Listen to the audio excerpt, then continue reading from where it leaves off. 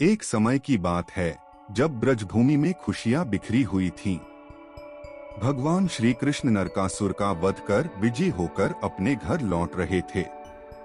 लेकिन आज उनके हृदय में एक अलग ही आनंद था।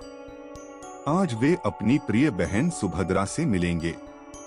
उधर सुभद्रा भी अत्यंत उत्साहित थी। कितने वर्षों से उसने अपने प्रिय भाई कृष्ण को नहीं देखा था। आज वह सब कुछ परिपूर्ण करना चाहती थी।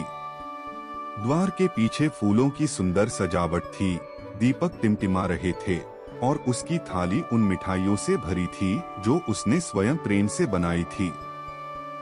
जैसे ही श्री कृष्ण द्वार पर पहुँचे, सुभद्रा का मुखमंडल दीपों से भी अधिक प्रकाशमान हो उठा।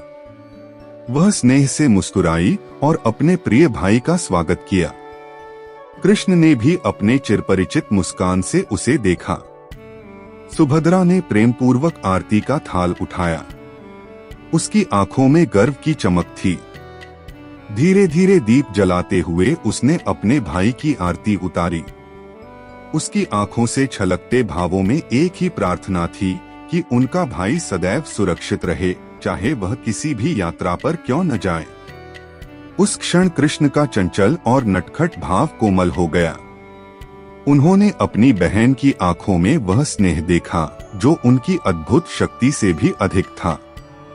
कृष्ण मुस्कुराए और बोले, अब तू ही मेरी रक्षक है सुभद्रा।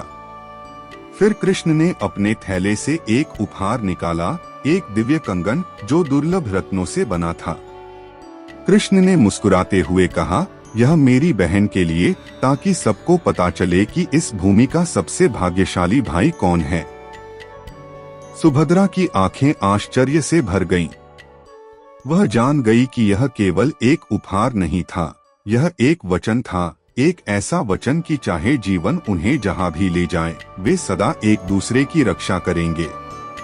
इसके बाद भाई बहन ने मिलकर ढेर सारी बातें की, हंसी ठिठोली की और स्वादिष्ट मिठाइयाँ बांटी। समय कैसे बीत गया पता ही नहीं चला।